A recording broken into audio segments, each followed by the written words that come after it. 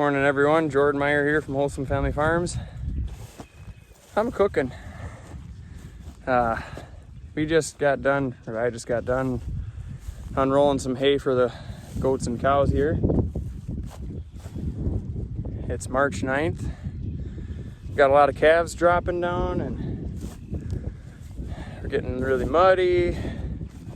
I tried, the other day there I unrolled 2 bales of wrapped rice, baleage bales, and then I unrolled a dry bale of hay as well.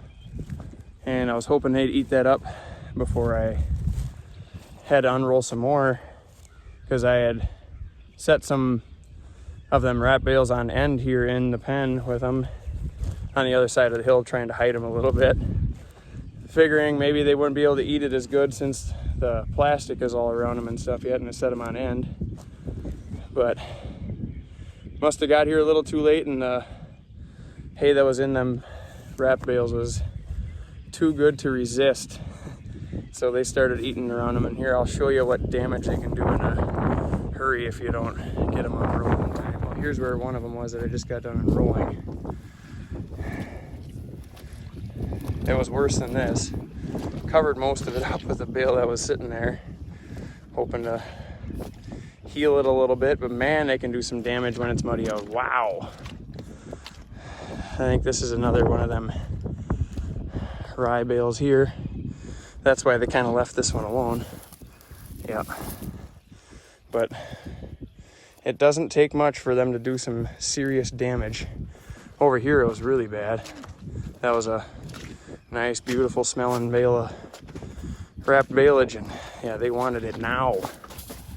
So that's what they were doing. They were eating on that one right over the top of the plastic. So lesson learned here. It's my poor management idea, but I know I'll never do that again. I should have put some polywire around here. I could have took the juice from way over there and went around these. At least I would have held the cows off, and then the goats, they probably wouldn't have done very much damage because they're so little, you know. So, but you get in a hurry and then them kinds of things happen. So just part of the deal, I guess. Live and learn. How you doing there, girl? This one's got a ways before she calves yet, I think. So everybody's doing good.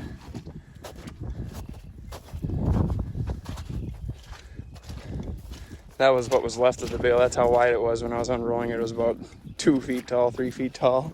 So that's my trail that I made while I was unrolling it. Pretty funny.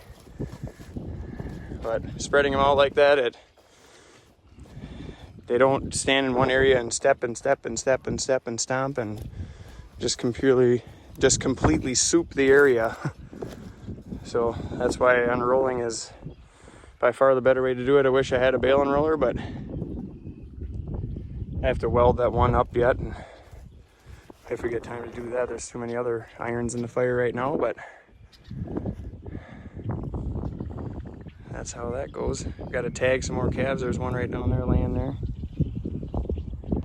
Just banded one a little bit ago. I'm starting to do that again instead of waiting until they're so much bigger. It's just way easier for my management to get them done right away, and honestly, I really didn't see much of a difference in the growth of them by letting them keep their testicles for the 8 months or whatever it was versus just getting them banded right away.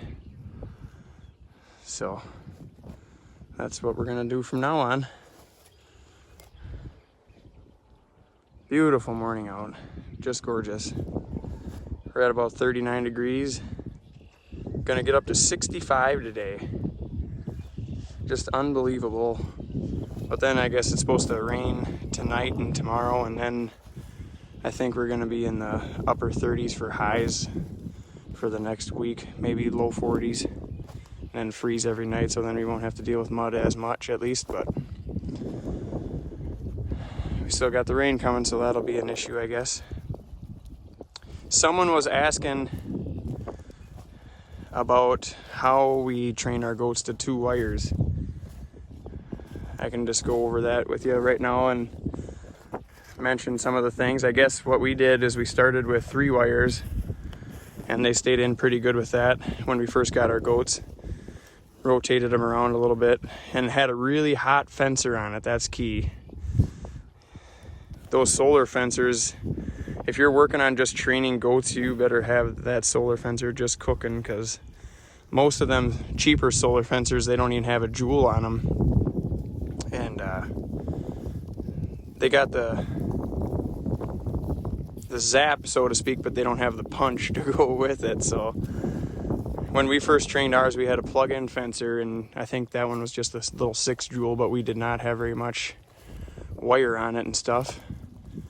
And we got them, we were feeding hay like really close to the fence, or maybe we'd give them some more mineral and we put that really close to the fence, and as they're eating that and stuff, they'll get shocked unexpectedly, and sooner rather than later they'll figure out that that thing is hot and I'm not going to touch it. And it's when they're hungry and stuff and know something's on the other side and they already know that fence is hot, and when they start going through it, that's when you get in trouble.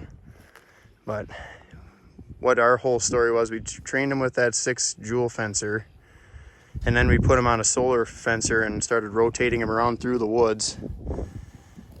And towards the end there, it was early spring and there wasn't as much growing, so we had to really be constantly moving them fast because we didn't have a perimeter fence on our farm at that time, and we just had the poly wire and we were moving them every day. And towards the end, they would just go right through the fence, just sneak right under it, don't care, go really fast. And then couldn't take that anymore, so then we brought them over to this farm and we had a 36 jewel fencer and put them in the yard, got all our 3 or 4 poly wires up again, did the whole training process over again with the hay and mineral and weeds, whatever kind of brush you can find, put it up against the fence. You know, goats, they all got to hoard right to it and jump on it and everything else, and I got to have it first kind of a deal, and they'll start shocking themselves and train them. So we had them in the yard for about a day over here until the majority of them all got shocks. And when they got shocked with that 36 jewel fencer, that was a smoke in the face, and man, you ain't gonna touch that again because that hurts. I got shocked from it one time on my thigh and it left a welt, so that about tells you how good it gets you. And after that, ever since then, it's been really good for us here. We had no issues the rest of that summer, and once wintertime came, we had most of our perimeter fencing done, but we only had cattle wire on some of it, and there's just barbed wire below it, and they were actually respecting that in the summertime. That's how afraid of the fence they were. But once fall came and forages were starting to go away and they had to work a little bit more for their food, then we were having troubles in them spots, and then we had to throw up some more wires. But that's typical for how it was, because we only had the 32-inch wire off the ground and they would just go right under it, and the barbed wire's there. That's not shocking, obviously. So, but most of our perimeter fencing, we're using the fiberglass rods with high tensile wire, and through the majority of the woods there's old barbed wire fence down in there, and like on that side hill down through there, it's all laying down and some of the barbed wire's up and stuff like that. But basically the cattle don't really bother it, and quite frankly the cattle are so used to the fence over here too.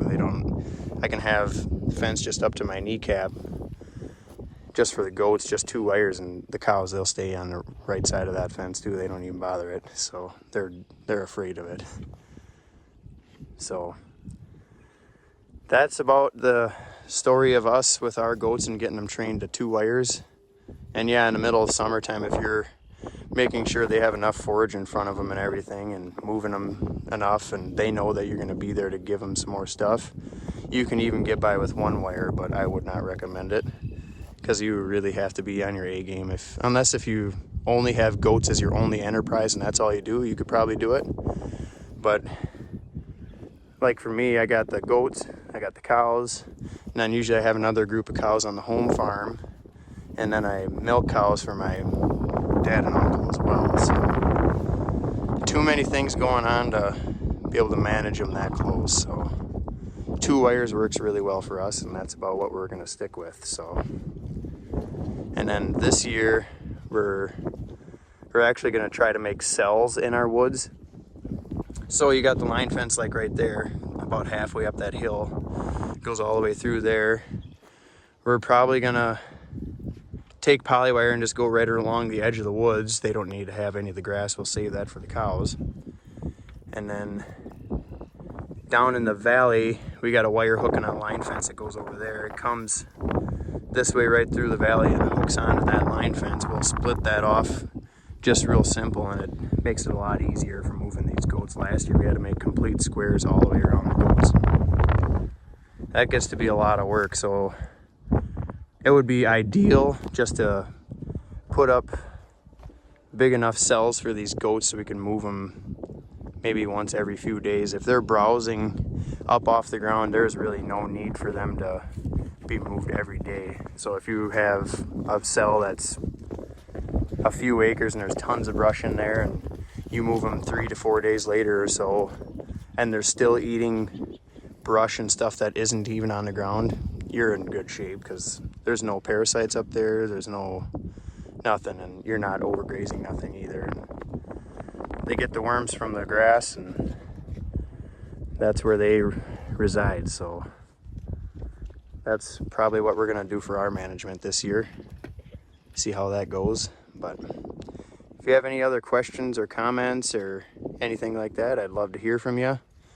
Thanks for all you guys that are new to this channel, and thanks for watching, and God bless you, and everyone have a good day. Take care.